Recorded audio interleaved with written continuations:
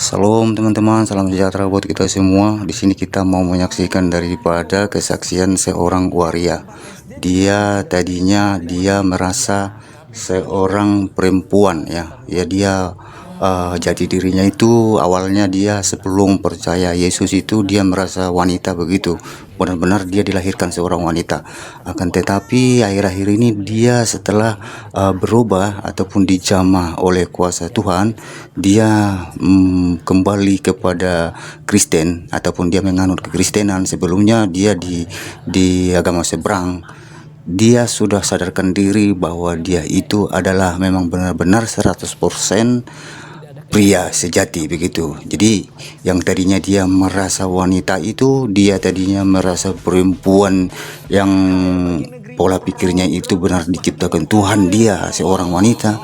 Sekarang dia sudah sadar 100% bahwa dia itu adalah benar-benar laki-laki yang diciptakan Tuhan.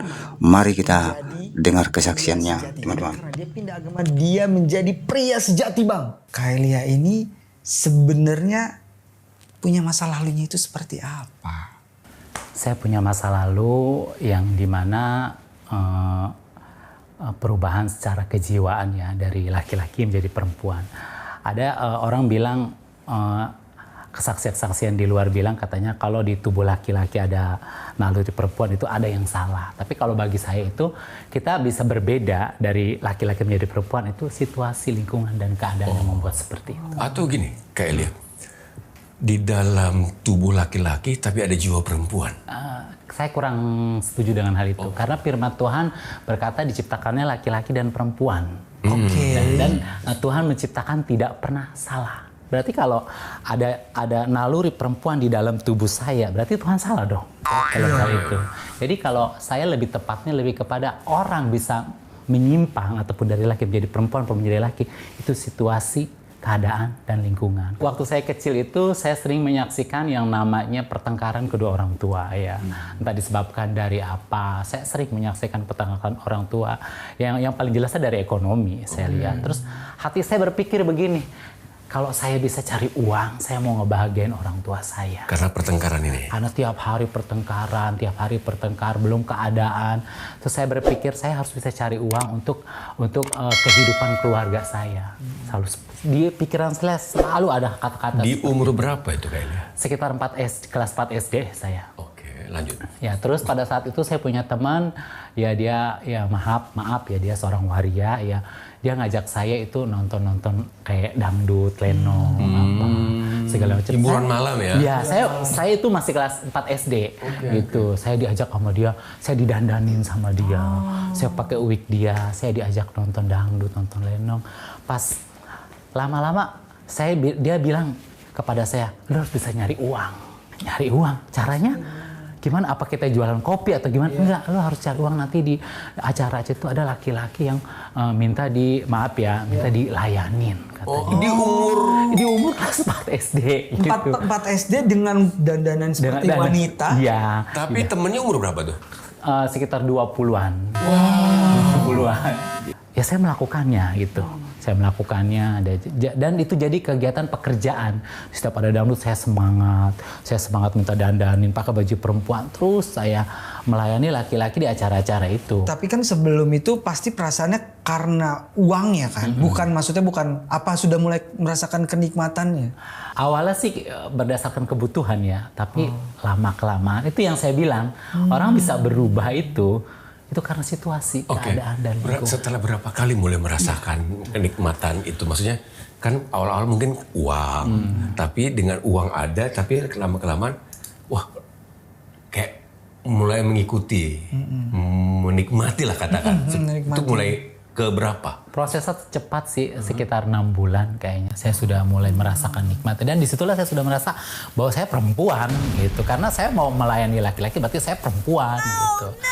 Pas sudah kejadian itu, saya sudah mulai putus sekolah. Saya sudah mulai putus sekolah, orang tua saya sempat marah, lalu saya kabur. Ya, saya tetap melakukan kegiatan-kegiatan itu. Kepikiran saya ingin kursus. Saya ingin kursus salon. Bahwa kalau orang seperti saya harus dunia kecantikan. Setelah saya lulus, saya melamar kerjaan di daerah Dadap. Setelah saya berhasil menguasai dunia salon, keuangan saya semakin banyak.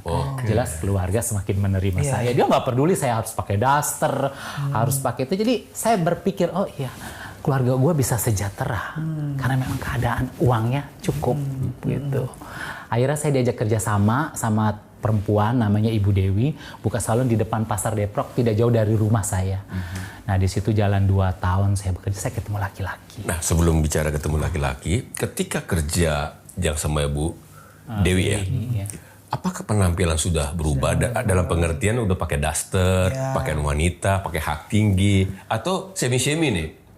Bukan cuma berubah secara pakaian, karena saya juga sudah berani suntik infal. Ini sebenarnya masih ada infal. Kenapa memutuskan dalam pengertian infal itu ya, maksudnya pasang implan itu kan ya, payudara itu, kenapa sampai ke situ? Karena waktu itu ekonomi sudah baik dan udah gue ini perempuan, atau semakin kuat naluri kewanitaan karena situasi. Semakin saya ini merasa bahwa saya ini perempuan, gitu. Saya harus seutuhnya seperti perempuan, gitu. Dan berusaha menjadi perempuan. Wow. Gitu. Siang saya pakai baju perempuan, malamnya saya pakai daster. Ya sudah seperti perempuan. 2 tahun saya kerjasama dengan perempuan yang namanya Ibu Dewi. Saya ketemu laki-laki, udah punya anak 2. Dan anaknya itu masih kecil-kecil. Yang satu itu belum sekolah, yang satu baru TK. Cewek dan cowok. Satu rumah dengan dia. Dengan W ini? Dengan si W ini. Ya, kumpul kebo. W ini bukan siapa-siapa. Maksudnya orang yang sedang menyukai Kak Elia. Tapi saya penasaran, berarti secara kelamin Kak Elia kan belum? Oh belum. Oke, tapi W berarti tahu. Tahu dia. Tapi memang W sukanya yang seperti itu. Ya saya nggak tahu. Ya mungkin Kak Elia punya ya begitu. Jadi saya tinggal berempat. Dimana kalau sekolah anaknya saya antar, terus saya jemput, dan anaknya panggil saya mama. Oh, mama? Ya. Jadi Kak Elia ini dulu menjadikan diri di rumah tangga itu sebagai ibu dan wanita. Saya menjadikan diri saya wanitanya atau ibunya. Dan saya semakin naluri itu semakin kuat bahwa seneng dong bahwa ini gua akhirnya ya. Dan ini bapak dan ini kedua anak. Dan anak itu sangat dekat sama saya. Akhirnya ada juga anggap ayah gitu. Jadi cuman saya penasaran ya, maksudnya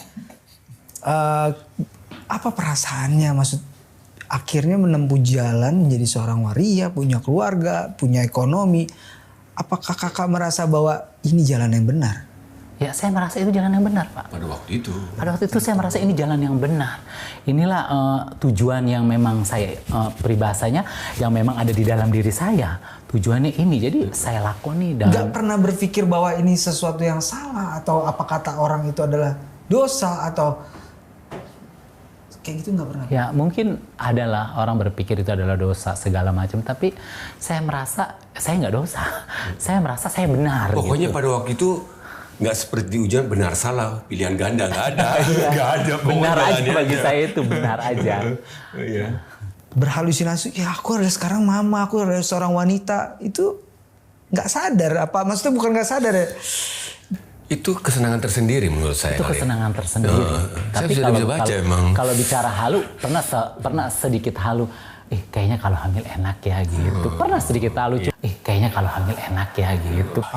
Tapi pernah nggak, maksudnya bertanya gitu anaknya, mamanya kok begini? Maksudnya mamanya seorang pria, nggak tahu apa nggak tahu?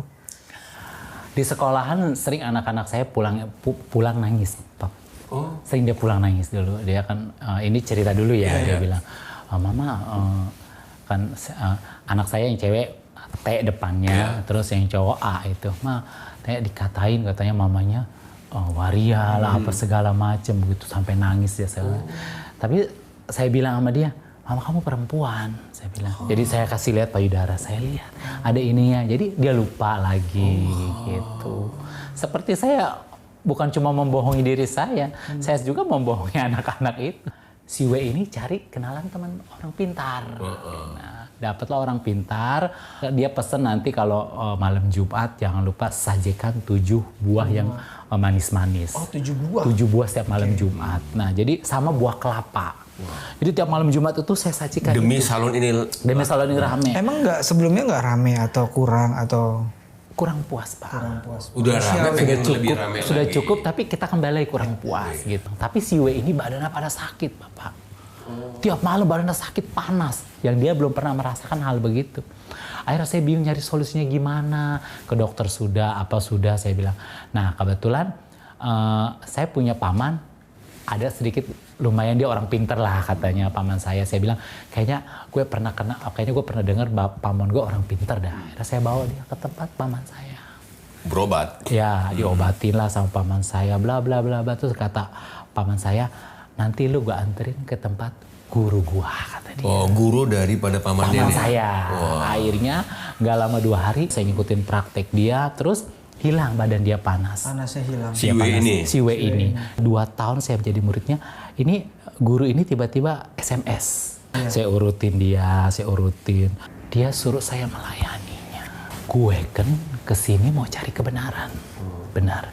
Saya mau nyari sosok panutan gitu. Tapi?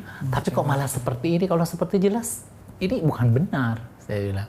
Apakah ada kekosongan dalam hati Kak Elia waktu itu, atau kayak ngerasa nggak damai, atau kayak ngerasa semuanya nggak berguna? Saya merasa ya benar itu tidak damai. Saya sudah pada kasarnya seperti ini. Saya memiliki anak dari kecil, ya. Untuk sebuah kebenaran harus saya tinggalin. Berarti kan itu saya merasa dunia tidak adil, gitu. Dunia tidak adil, jadi ya saya tidak percaya gitu dengan yang berbau kerohanian, berbau Tuhan, saya nggak percaya. Mulai dari situ saya sudah mulai ateis, tapi saya coba belajar ajaran kuno lewat buku-buku. Ajaran apa? Ajaran kuno, leluhur. Oh, ajaran agama-agama kepercayaan leluhur. Ya. Dalam melakukan ritual ini sebenarnya adalah ingin mencari jalan yang benar, yang mana sih ya? Yang damai, yang mengisi kekosongan itu ya. Saya ingin mencari jalan yang damai, jalan yang tenang untuk mengisi kekosongan diri saya. Bagaimana Kak Elia dalam melakukan mencari kebenaran itu dengan agama-agama tempo dulu lah, kayak Awen atau apalah segala macam, pokoknya ajaran-ajaran yang kuno. Ceritakan sampai pada akhirnya Tuhan hadir dalam hidup kamu. Ritualnya adalah kita bakar lilin di depan, terus kita semedi di batu-batu, dan setiap poton kita lakukan di rumah. Jadi saya melakukan di rumah saya. Kalau nggak salah hampir mau 2 tahun saya berjalan melakukan ritual itu, saya melihat di depan saya ini ada cahaya, Pak. Cahaya itu kecil, tapi kalau mata saya buka itu sakit. Tapi saya juga untuk bangun nggak bisa, seperti ada yang nahan. Terus cahaya itu lama-lama di hadapan saya besar. Lama-lama terang. Saya melihat ada gambar manusia, tapi saya nggak bisa lihat wajahnya. Hanya gambar seperti kita berdiri di terang bulan. Iya, Gambar siluet doang. Ya, siluet. Dia menghampiri saya. Tapi mata saya nggak bisa dibuka. Dia berkata, ikutlah aku. Aku adalah jalan, keselamatan, dan hidup. Gambar itu menyatakan. Gambar itu berbicara. Responnya apa waktu itu? Respon saya buka mata, sudah tidak ada. Saya merinding, saya nangis, saya penasaran. Nah karena itu tahun 2018, udah canggih dong Pak ya. Akhirnya saya coba lihat di YouTube. Ikutlah aku jalan, keselamatan, dan hidup. Keluar Alkitab. Di pencarian itu? Pencarian ini. Dari situlah saya sudah mulai tertarik baca Alkitab. Sejak itu Kak Elia baca Alkitab seperti apa? Coba cerita. Saya baca Alkitab, merasa kalau dengan handphone mata agak sakit ya. Jadi saya beli Alkitab 2, yang kecil dan yang besar. Jadi setiap nunggu salon, tamu saya baca Alkitab.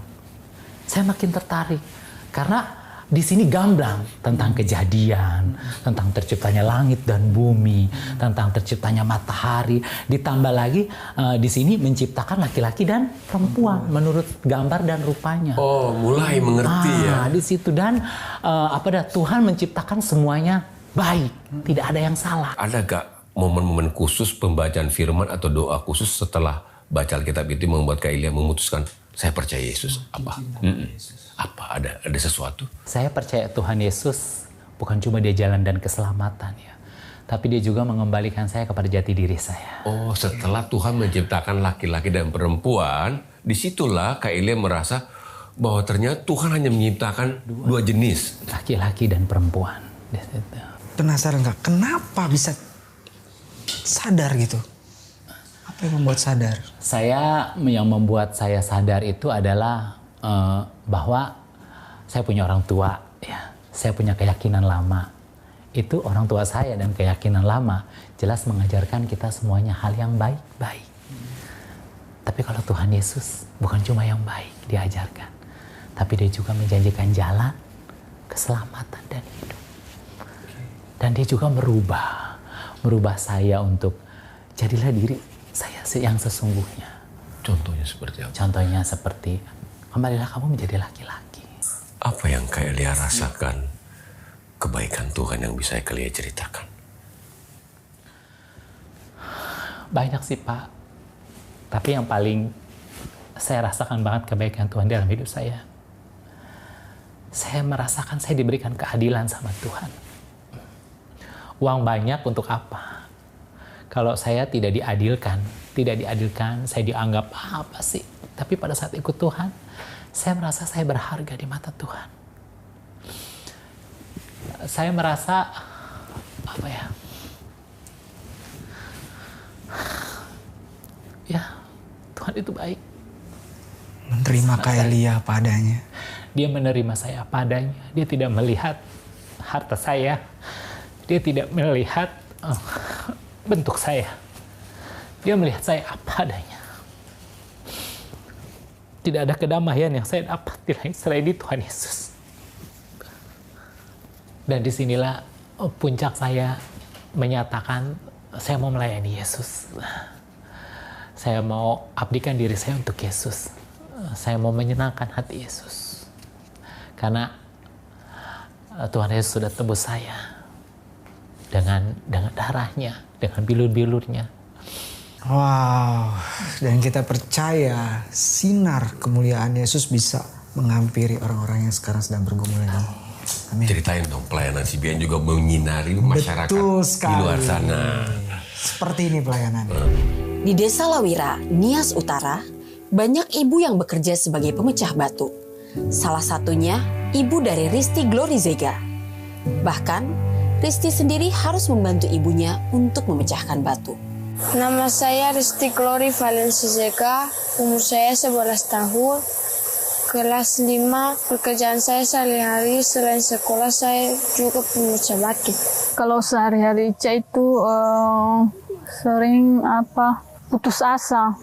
Jadi kalau ditanya samanya apa cita-citamu, jadi nggak bisa dia jawab, kayaknya nggak berharap kali dia gimana ya.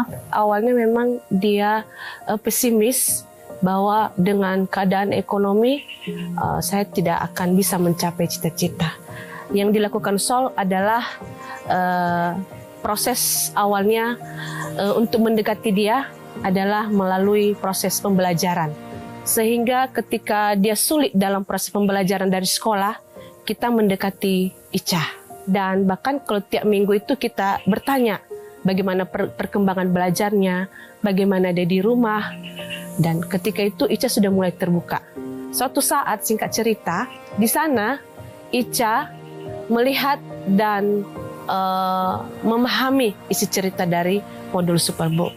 Sehingga Ica ini ketika masuk di dalam kegiatan Sol, suatu saat dia datang pada salah satu mentor dan minta untuk didoakan.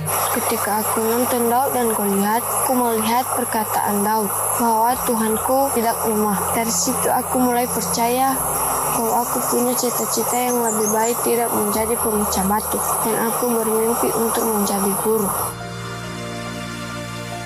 Aku mau menjadi guru biar aku tidak mau menjadi pemecah batu lagi dan membahagiakan orang tua.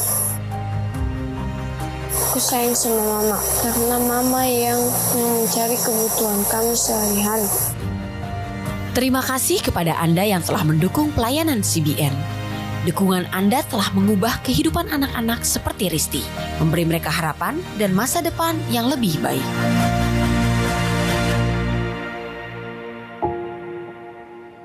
Kak Elia, ini ada yang masuk nih, pokok doa ini. Salah satunya bernama Ibu Septa. Ibu Septa ini dia mengalami pergumulan, Kak. Jadi dia hamil tetapi ada sakit yang dialami. Nah, ini yang agak luar biasa nih. Ada namanya Gabriel. Gabriel ini dari Kendari, umurnya 22 tahun.